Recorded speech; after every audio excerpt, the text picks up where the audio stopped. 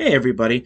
So I just wanted to create a video for Johnny Chaos because I know Johnny Chaos hit me up today and said, "Could you make a video highlighting of my recent media videos on Twitter and have commentary about them?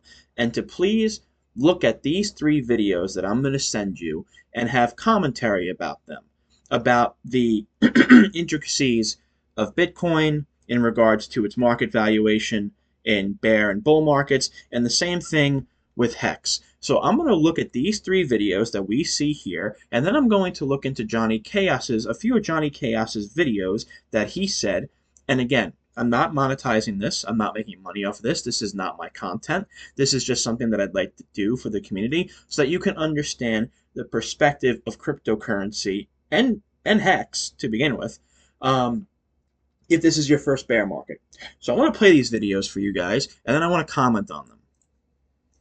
This one time, Bitcoin went from 6 cents all the way to 36 cents, and then it crashed down to 21 cents.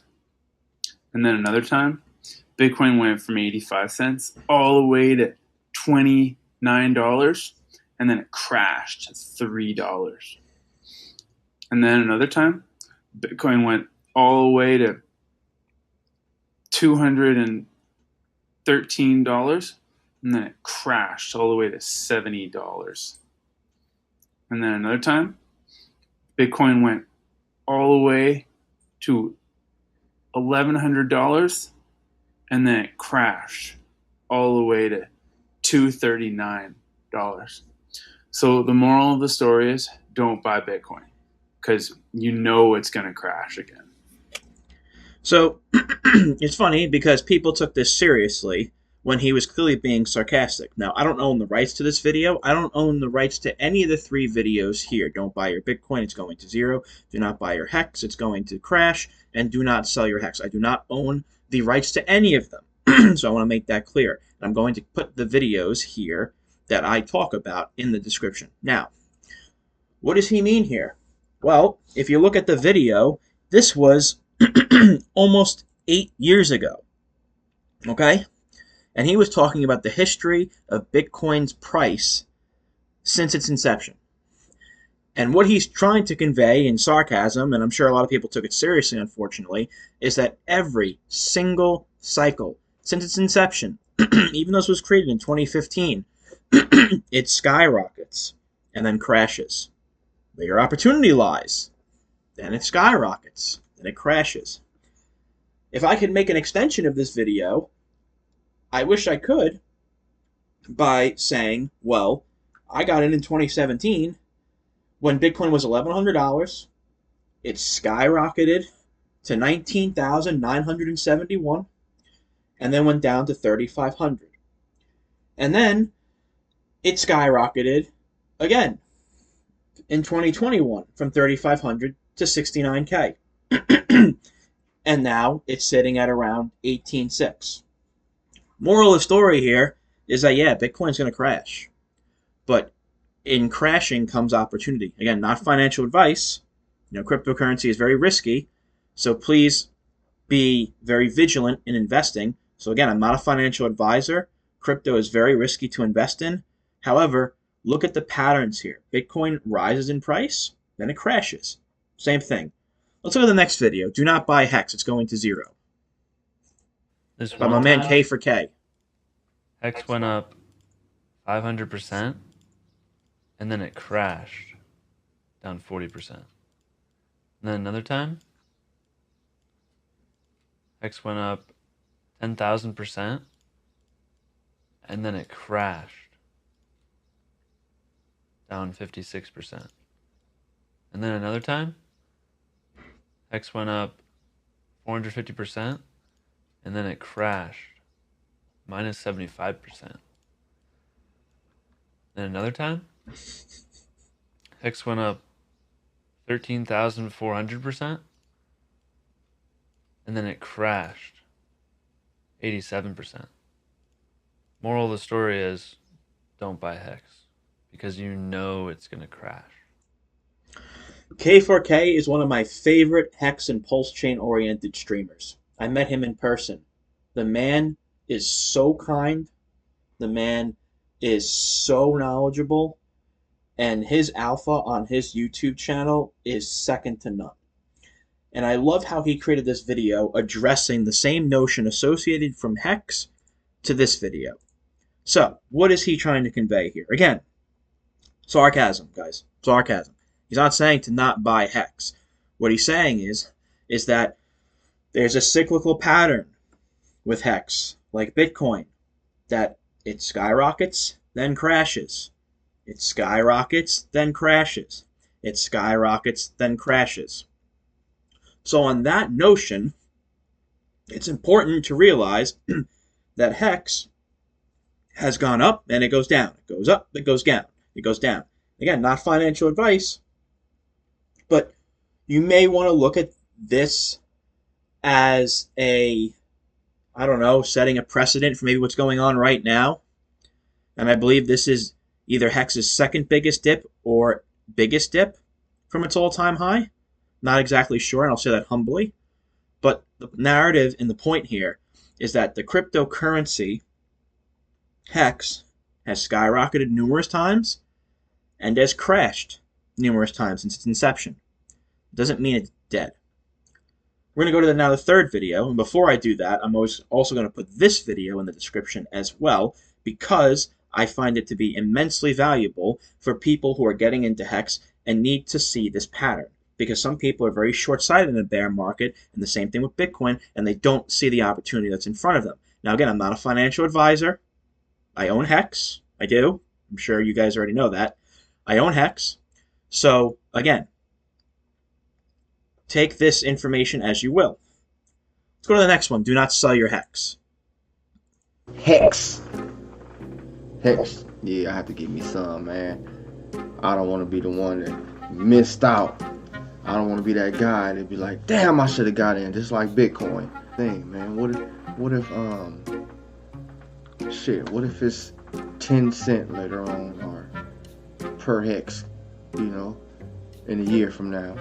I want to be the one that had mine staked and ready to go. And what if it's $1 by the end?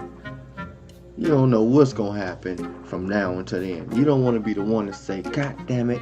Don't let your feelings get in the way of not investing in whatever you know. Don't miss the train. I should have just hopped on in it. I'm not finna let this pass me up. Many months later. Oh my God.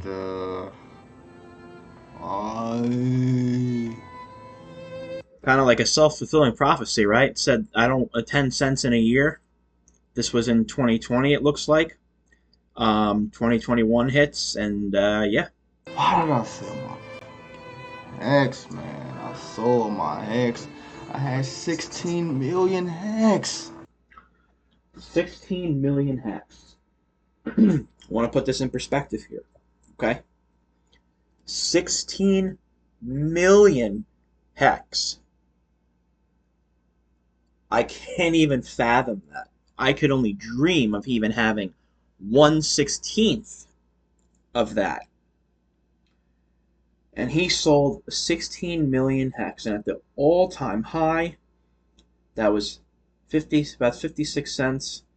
That's about $8.8 to $9.3 million if he sold.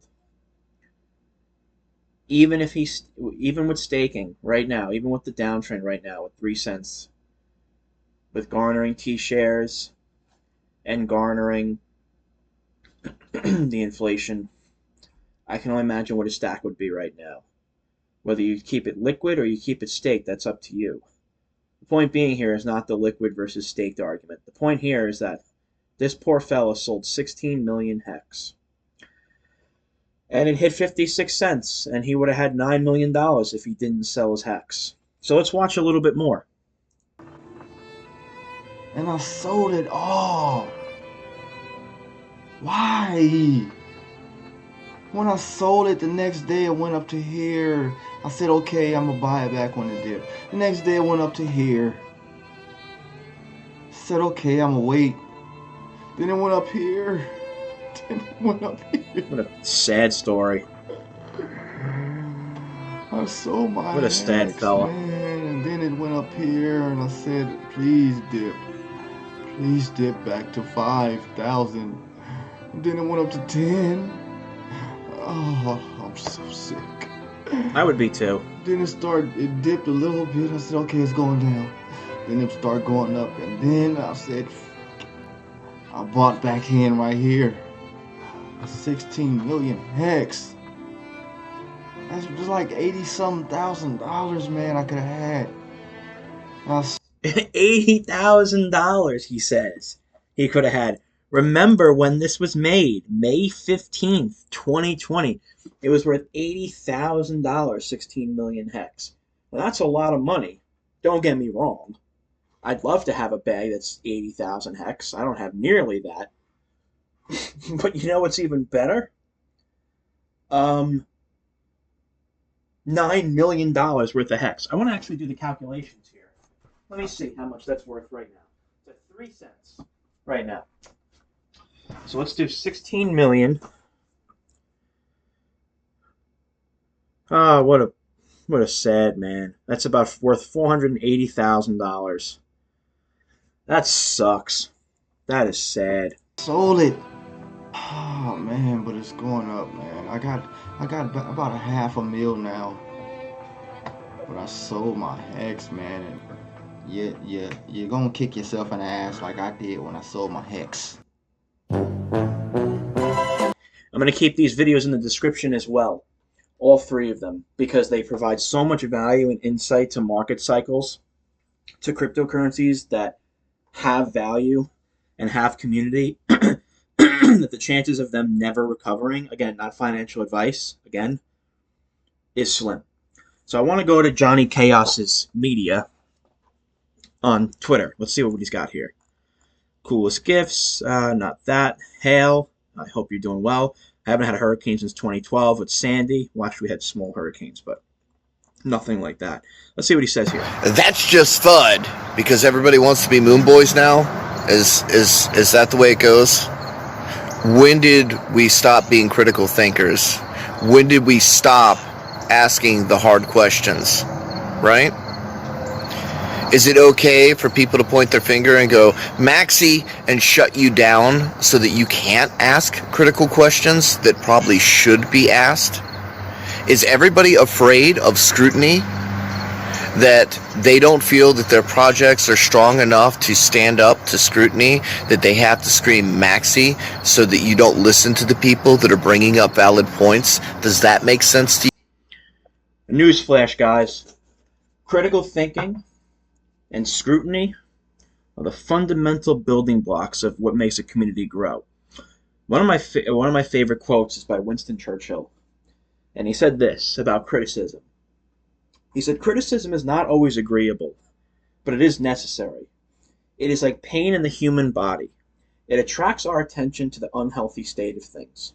If you can't think critically, and you can't address concerns in an articulate way, and I'm not talking about the dissent that's happening on Twitter, the constant fighting that's just very immature, but if you can't have a sense of critical analysis, then a community, a project, a company, an industry, a product, it's all doomed. So let's continue watching this. To you? Or does that sound like being dismissive and just excluding potential points of failure and just running with what they want to happen? Who's being realistic here?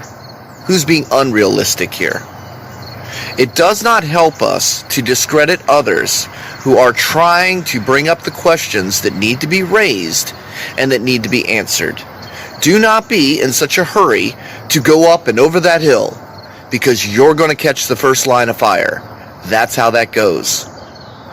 When you are compelled to action and you're compelled to rush and you feel that excitement and you're ready to just jump in, think about it.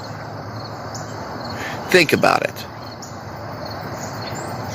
We have never stopped being critical. And if you don't accept that for who we are, click that unfollow button right there. But if you want to come into my feed and tell me I'm just fudding, piss off. I think that it's very important to be able to distinguish what is FUD and what is concern. And I think it's crucial to be able to make that distinction. Just because someone raises valid concerns and a valid objection on the basis of a project or the way things are going does not mean they're fudding. It's concern. Last time I checked, FUD means fear, uncertainty, and doubt. Last time I checked, there's no C in there for concern, for critical thinking. So I agree with Johnny here, hands down. Just think this is pretty funny here, why you should be happy about inflation. Thanks, Fortune. Let's check some more. Let's see what we got here. This is very funny. I dig the hairdo. Let's see what we got here. Let's see what we got here. All right, let's see what he's got here. Prepare for a... Hey, when I prepare for a store opening or a convention or whatever, I stock my inventory. Sometimes I take all year to stock my inventory. Stuff I am not selling right now, I am stocking my inventory. So when it's time for the show, I have inventory to sell. You follow me? I don't sell at a discount all year long and then not have any inventory left when it's time for show. Here's a little something else. Sometimes I will work and build a whole bunch of inventory up with my time and effort and materials, only to wait to sell them a year later at a trade show or a convention where I sell everything I've made. Okay, this is a fantastic analysis on what he's trying to create an analogy for. He's talking about his company with inventory, consistent inventory that may possibly not be sold now, but be able to be sold later. And he's making that analysis to equate that to HEX. And what he means by that is that, at least what I'm getting from, is that you can garner HEX in multiple different ways, especially in a bear market when it's easily achievable to garner a decent bag of HEX right now. And you can do that by staking, obviously making a staking ladder, depending on if you choose to stake or stay liquid, that's your choosing, and you garner the yield. And it's basically for free when you buy HEX. And the beauty about it is this one statement here. Anyone can produce HEX. And you have a product producing factory that just spits out product every day to stock my shelves at zero cost and effort. Do you know how expensive it is for a brick and mortar store to stock shelves, to garner inventory? And the distinction in the equation he's making here is that the value is derived from the ideal that he is able to produce free inventory in the form of HEX that he can then sell if he chooses to. And don't crucify people for profits. I'm sorry, we're all in here. I want to say this. We're all in cryptocurrency to make money. If you're not, you're a bullshit artist. So we are all here to make money. Don't crucify people for taking profits. I'm sorry, I needed to say that. So, yes, you buy the HEX now at 3 cents or 2.8 or whatever it is. And then a year from now, because you've garnered yield, you have a much larger stack. Or if you decide to do the liquidity route, you just buy more HEX at a price you never thought possible. And then you have a sizable bag. And then a year from now, again, not financial advice, but based off the track record that we see here from this video, it's a very enticing prospect to make a presumption, again, not an absolute, but a presumption, that just because it's at 2.5 or 3 cents now does not mean that in a year from now you won't have more yield, first of all, because if you're staking, you're going to get yield anyway, so it doesn't matter. Or two, you're going to have more HEX at a higher valuation. That's what he's conveying. Let's watch the rest of the video. Right?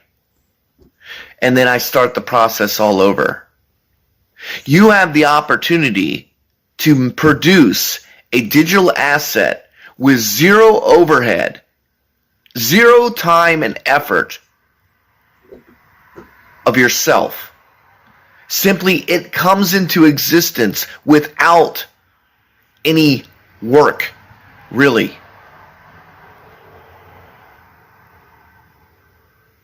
I do not understand why you are so compelled to action when all you have to do is wait. Patience is a virtue. Richard Hart says it. Many other founders have said it.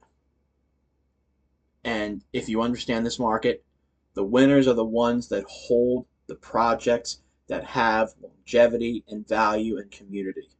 Those are the ones that survive, and the people who hold them are the ones that reap the best rewards. The ones that are patient, the ones that can veer through all the nonsense, those are the ones that benefit the fruits of their, I don't want to know if I want to say labor or non-existent labor, because really all you have to do is wait. You buy and you wait in this market.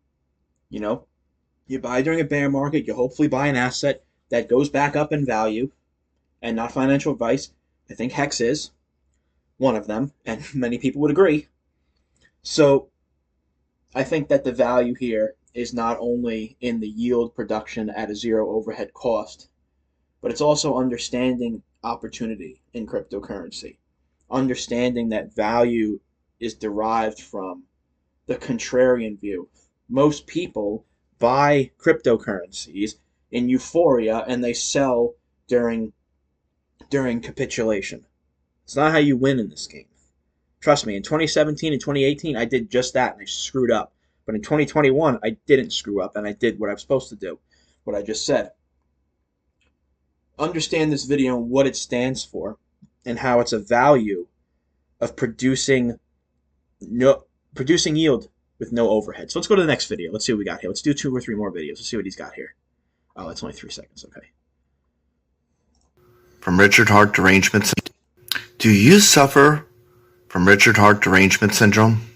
I hate that Richard. He's fat. He's a douche. He's a scammer. He's gonna take out your money. He buys all this flashy stuff that I can't afford. I mean, he buys all this flashy stuff and he shows it off and he rubs it in your face and ad hominem arguments are never. When you get into an argument with someone and they start spewing ad hominem insults at you, generally the argument is already lost on their end. Doesn't matter how strong the argument is, but if you don't have a rebuttal from an articulate way of producing an argument, and you just hit ad hominem arguments that, oh, he's fat, he's a scammer, with really no validity besides what with no validity whatsoever, you're generally losing the argument. So let's hear what Johnny has to say. I see. But what about the HEX code? What do you mean? What do you mean about the code? It's a scam, and he's. It's immutable with 1,000 days of flawless uptime. Tell that to so many exploited, unfortunately, different products in the cryptocurrency ecosystem. 1,000 days of flawless uptime. And he buys stuff and I don't like it and people like him and I don't like it and it's not fair. He's getting all the attention. Okay, but what about the code? Don't you just understand? He's a big fat scammer. Don't you know? He scams people. It's what he does. He has a history of it. There's a whole history of it. He's been doing it for years. Don't you know? Don't you know? Okay. Can you produce any victims? Oh, you just wait. You just wait. You just wait. There's victims. Oh yeah, there's gonna be victims. You watch. You just wait. You wait. You wait. People talk about victims. When it comes to code that's been flawless uptime, that has flawless uptime, there is no such thing as a victim. You'll have this other argument that'll come past that maybe someone has brought up to Johnny or anybody else, that, oh, people are victims because they bought the HEX top. Okay? You're a victim in any cryptocurrency if you buy the top. You're a victim in any cryptocurrency if you sell at a loss. You're a victim in anything in cryptocurrency if you sell your position or you buy at a higher price than than you anticipated. That's not the fault of the code. That's not a fault of the yield. That's not a fault of the staking or if you decide to stay liquid. That's your own fiscal responsibility. And that's why it's so important for you guys to be fiscally responsible. This market, I've noticed during bear markets, there's always a scapegoat. There's always a scapegoat to blame why people make stupid financial decisions and then blame everybody else for their problems. You want to be an adult? Take a little responsibility for yourself and stop scapegoating other people. I don't care if it's HEX. I don't care if it's Bitcoin. I don't care if it's Ethereum. I don't care if it's Tesla stock. I don't care if it's you bought a pony that's too expensive. I don't care what you do. Be a little bit fiscally responsible, okay? We're all adults here. We got our big boy and girl pants on. Stop being a child when it comes to financial decisions and blaming others. Wait 5 years. You wait and see. 5 years from now, there's gonna be victims. There's gonna be victims. I promise you, there's gonna be victims. You just watch. Okay, I thought you said there were victims. Where are these victims? All these stupid Hexicans bragging with their cars and their watches and their Louis Vuitton bullshit. And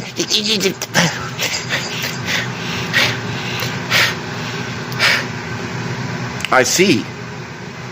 It looks like we found our victims. Oof, talk about Chad response. Let's see what else we got here. Let's do one caution fake Coinbase support. So yeah, guys, I don't think I need to play this video because this is something that I think happens, unfortunately, very regularly. When centralized exchanges send you an email, be very, very, very careful because 99% of the time when you get an unwarranted email by an exchange, it's generally fake. I always live by the mantra with my own cryptocurrencies when I make purchases that any message I get from Coinbase or Qcoin or Gemini or Kraken or whatever, it's a scam. And I literally look at it to the T because you don't know how good these scammers are. You need to look at where the Coinbase actually, where the email's coming from. It could be Coinbase support and then it's got a period at the end or something like that, and it may not be the real Coinbase. So be careful, guys. Always be careful, please, for God's sakes. So let's talk about this. ETH 2.0. All right, let me see if I've got this straight. And by the way, I find this one specifically, I found to be incredibly valuable, and I actually use this as a talking conversation with those who said in my personal circle that ETH 2.0 has value in regards to its staking paradigm. So let's listen. ETH 2.0, staking. So first, I need to come up with $45,000. Then I need to buy 32 ETH. $45,000. The average income per capita for most people in America is under $10,000. And that's not including household debt. That's not including personal debt. And you want to sit here and say that there's no barrier to entry to stake Ethereum when you need that much Ethereum that costs right now around 40 grand, and at the height it was like 150. I'm sorry, like only the top 1% can really afford that, guys. Let's go on. Then I need to give it all to somebody else Never trust a single soul in cryptocurrency other than yourself. that I don't know, that may or may not lose my keys, who is then going to lock. Sounds like the equivalent of Celsius when you give away your keys, not your coins, guys. Same. Look at what happened with Celsius.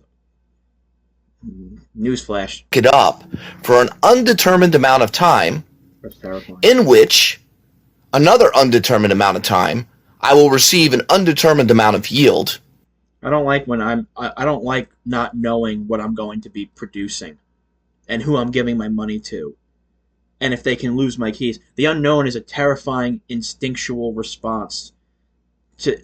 Unknown creates fear in the human animal, and rightfully so. It generally means that you could be in danger. And this is a warranted response to that. After that undetermined amount of time, if and when that person that I sent it to decides they want to give it back to me. Am I following this correctly? And so we Hexicans are the crazy ones, setting terms directly with a contract, earning trustless yield on our own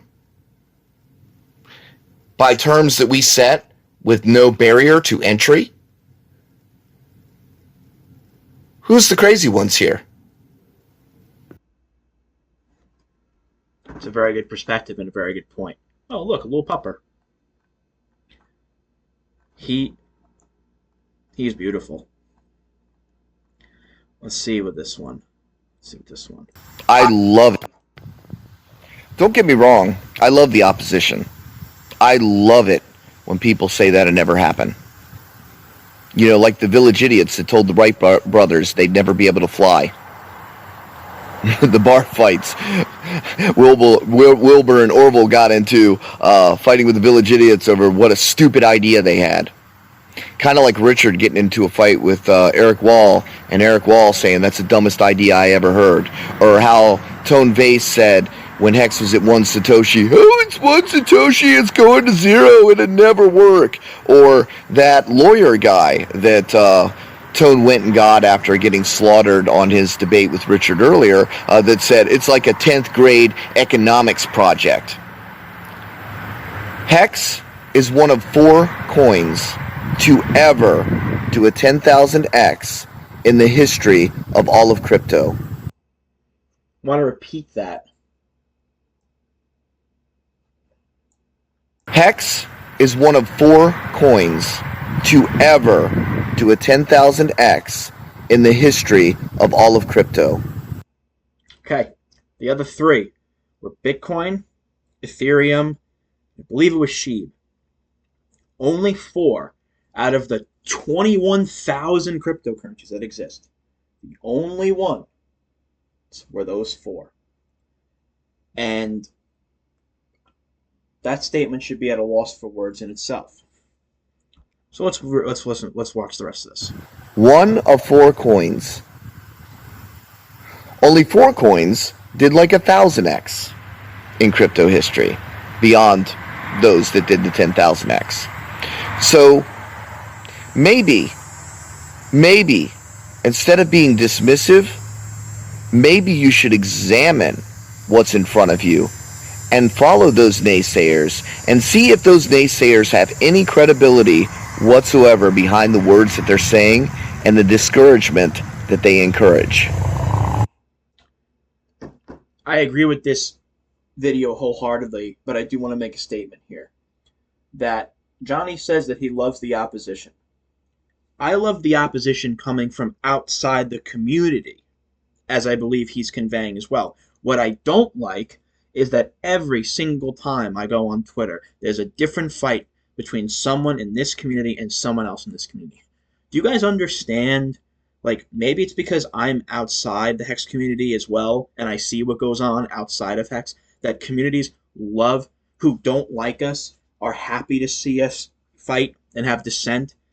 Do you guys realize this? Like, this is what keeps people outside the Hex community who don't like Hex happy seeing us fight.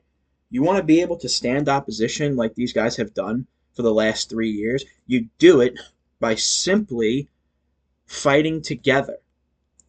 I just had this conversation with My Life is Awesome. Great man. Genius. Absolute genius with a huge amount of insight. You have an army. Richard Hart's the general. Richard Hart, because PulseChain hasn't released, took a little bit of a hiatus. You know, he's doing his thing. So what? Then you have, under him, the commanders and the nobles. And the nobles have different ideologies. You know what that does? Instead of those ideologies creating a sense of cultural diffusion, where there's a frontier of all these ideologies where we're fighting for, we're fighting amongst ourselves now. So, let's say you're fighting against a foreign adversary that you're able to stand against with your army, but then you turn into factions. You're not going to be able to withstand that army.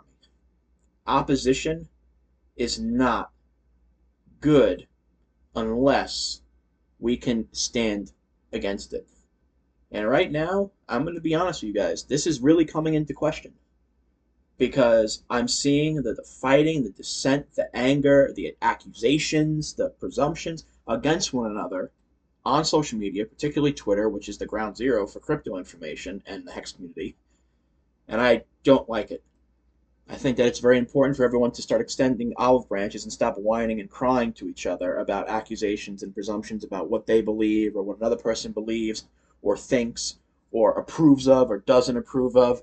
There's a way of doing those things in private. It's actually called a Twitter DM and Telegram DM. So maybe people should really realize that. Let's do one more. Let's do this. Which one? Did Richard fail or... Let's do this one.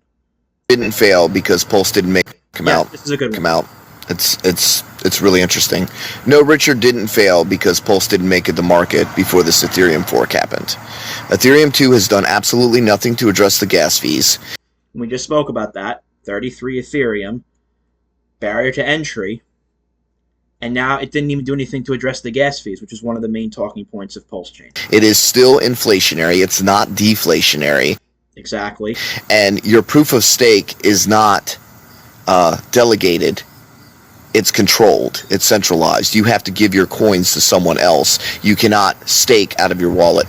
Plus, the barrier of entry is still 32 ETH, and those 32 ETH people don't even have access to. So they're staked and they're stuck, and they don't get to set their own terms. They don't get to choose. So, has this fork done anything to address any of those problems? No. Pulse is deflationary. It's delegated proof of stake. Okay, from your own wallet, self-sovereign, higher throughput, lower gas fees. The only thing that has done anything would be the Ethereum proof of work, which has lower gas fees currently, but nothing is pointed or operational to it except for a few things, and you've got no bridges and ways to extract value. And it is also still proof of work, so that it can still be 51% attacked. So it's got its own set of problems. So, no. And, but it was the biggest airdrop. Yes. And when Pulse launches... It's the biggest airdrop right now. Right now.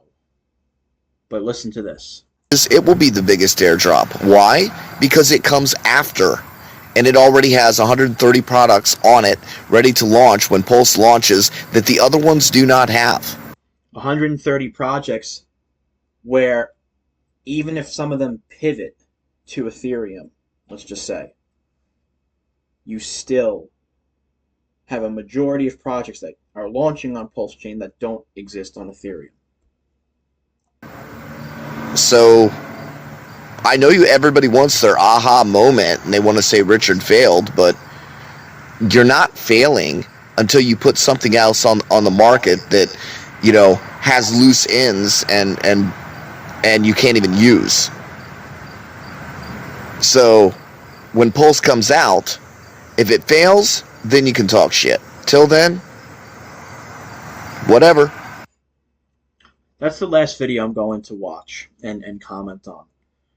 But I highly recommend, after listening to this video, to really analyze your perspectives on Bitcoin, cryptocurrency as a whole, this bear market, HEX, and so on and so forth. Because I think this I think these videos, not just Johnny's, but these as well, paint a very similar story. That this market goes up, it goes down, and the value of probable projects stay, and the crap ones fail. And with a track record like Bitcoin, for example, that goes up and goes down and goes up and goes down, it's not going anywhere. And from the track record we see with HEX over the last 3 years, it goes up, it goes down, it goes up, it goes down, it goes up, it goes down. And it has a community backing it. It's not financial advice, but I don't think HEX is failing. I don't think it's going anywhere. And I think it's important to realize that this bear market is bloody. It's brutal. A lot of you guys have never experienced a bear market before, and that's okay. But you know what? It's always darkest before the dawn. And You don't want to be that person, no matter if you're in HEX, no matter if you're in Bitcoin, no matter if you're in any cryptocurrency.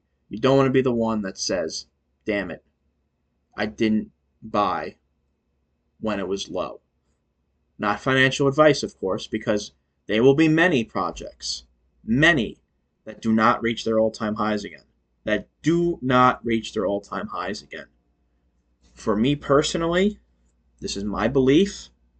This is my perspective. I believe Bitcoin is going to go to an all-time high. I don't know what that's going to be. I'm not even going to try to assume. Not financial advice. I've been buying HEX. I have been buying it for quite some time now because it's affordable. And I do believe HEX personally, will make an all-time high. There are just so many catalysts, like the community, like the Highest of Stakes documentary, like the PulseChain launch and the PulseChain and PulseX launch, with the 130 projects launching on PulseChain, with Richard Hart being on numerous different documentaries. This time will pass, guys. I've been in a bear market before, and it was a lot worse than this. A lot worse than this. And if you were here in 2017 and 2018 and 2019, you would know. So that's all I want to say today. And I'm going to put these videos in the description. I'm going to put Johnny's Telegram, Twitter in the description so that you can look at these videos for yourself and comment. And I highly suggest all you guys follow this gentleman. He's very enlightening. He gives you no bullshit. And I think that he has immense value for not only HEX, but also cryptocurrency as well, because he actually looks at the market from an objective standpoint, not from subjective conjecture, but actually a sense of fiscal objectivism. So I want to say thank you for watching this, and let me know what you think in the comments.